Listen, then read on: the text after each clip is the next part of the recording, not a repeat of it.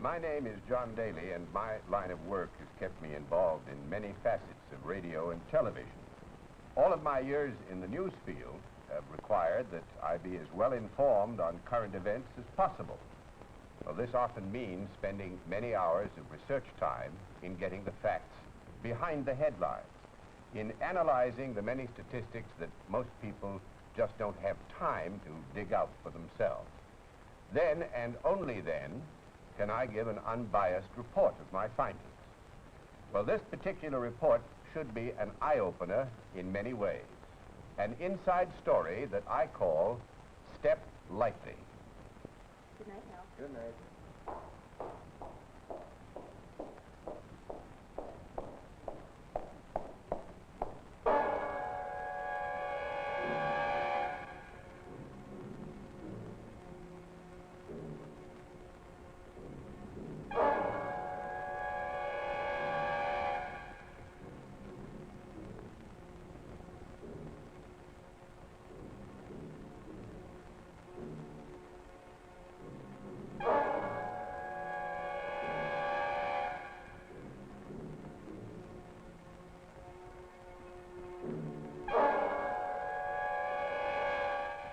You're all familiar with the headlines that point up the critical seriousness of the traffic accident problems throughout this country of ours. The headlines that add up to over 50,000 people killed and over 2.5 million injured every year at an annual cost to the nation in excess of $10 billion. There's a story behind this and behind these headlines that most people aren't fully aware of. Did you know that 20% of these deaths and injuries are not a driver or even a passenger in an automobile? 1 out of every 5 is a person on foot. 1 out of every 5 traffic casualties is a pedestrian. That's over 10,000 pedestrians killed every year and over 500,000 injured. That may come as a surprise, but did you know that more than half of these accidents happen after dark, even though the number of pedestrians and vehicles out at night is far below the number during the day? It happens every night, just like this.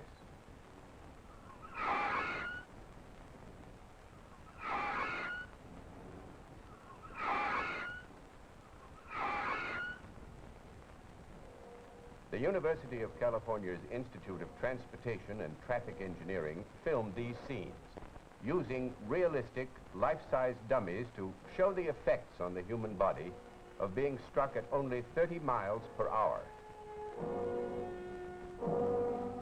But this same thing is happening thousands of times every night to real people.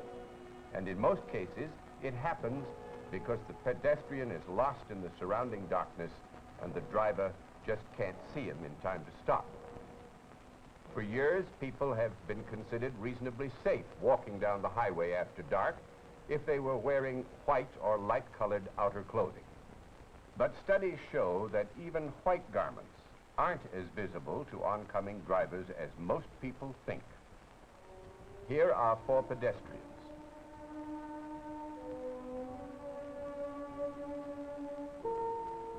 At about 55 feet, the one with dark clothing disappears.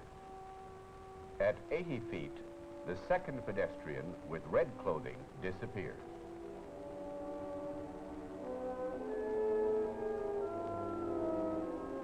And at 180 feet, even the person in white clothing is invisible to the motorist. How fast can a motorist react and stop his vehicle after he has seen a pedestrian? In this demonstration, a cardboard cutout is used to represent a pedestrian. At 30 miles per hour on a flat, dry road, a distance of 72 feet is required for the average driver to react and stop. Had this been a child in dark clothing, he could have been a casualty. At 60 miles per hour, the odds are 100% that he would have been. At 60 miles per hour, the stopping distance is increased to 260 feet. Even stark white clothing fails to provide complete protective nighttime visibility. Add rain and the glare of oncoming headlights, or the effects of alcohol, and the driver has even less time to avoid an accident. White clothing simply cannot offer all the protection you need at night, nor can the bright fluorescent colors.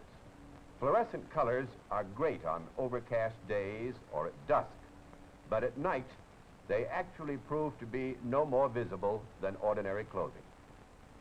To be safe at night, you must be seen. If white or fluorescent cloth won't protect pedestrians, what will? Reflective materials will. Reflective materials that are specially designed and manufactured for pedestrians. These special reflective materials return the light from headlights directly back to the driver. Although the person wearing the reflective material can't see this reflection, the driver of the car gets a brilliant reflected signal in plenty of time to avoid an accident. Now, reflective materials aren't new. Many states use them on license plates. And everybody recognizes the familiar red stop sign that flashes the same red warning at night that it does by day. Reflective signs warn of dangerous turns, provide information, alert you to road hazards.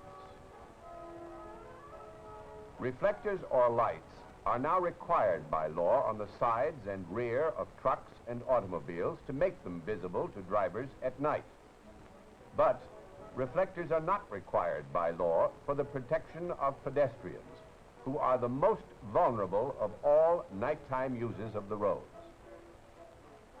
Many pedestrians whose work requires them to be on roadways at night already wear reflective materials, and it makes good sense. Policemen, trainmen, paper boys, firemen. In fact, almost all the fire coats purchased in America are reflectorized. What about the rest of us? It makes sense for us, too, to take advantage of this kind of protection. These tags, for instance, are commonplace in Europe. Pinned to your pocket or pocketbook, they're carried just as easily as your car keys. When you're out at night, just drop them out to flash a bright warning as the tag twists and turns from the normal movement of your walking. The reflected light attracts the attention of oncoming motorists and gives them ample time to react. Inconspicuous reflectors can even be applied to the instep of shoes. These reflectors in no way change the appearance of shoes and are all but hidden during the day. But at night, they stand out brilliantly in the beams of headlights. It's hard to believe that the sole of your shoe is this visible when you walk, but there it is. Good-looking reflective materials are easily applied to canes, hats, umbrellas, briefcases, and pocketbooks, or styled into attractive emblems and wearing apparel. They can be designed as attractive appliques that will enhance the appearance of the garment by day and give brilliant protection at night. More and more clothing manufacturers are trimming their outerwear garments with reflective materials, a great move toward nighttime protection for pedestrians without sacrificing style. Just how effective are these reflective materials? Well, here again are the four pedestrians in a combination of dark and light clothing. This time, they are joined by four pedestrians who are identically dressed, except that they're using reflective materials designed for pedestrians. Briefcase markings, reflective buttons and trim, reflective material under the cuffs and collar, and each one also has reflectors on the instep of his shoe.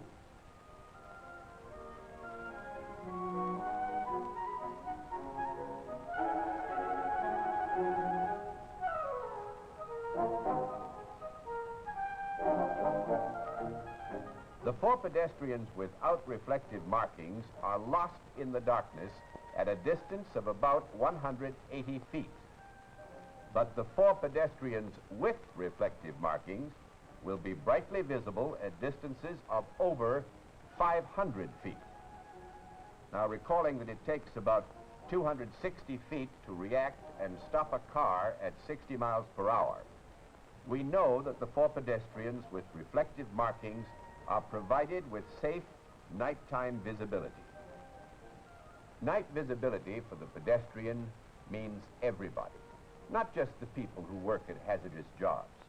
As soon as you leave your car, step off a bus, or walk out the front door of your house, you are a pedestrian.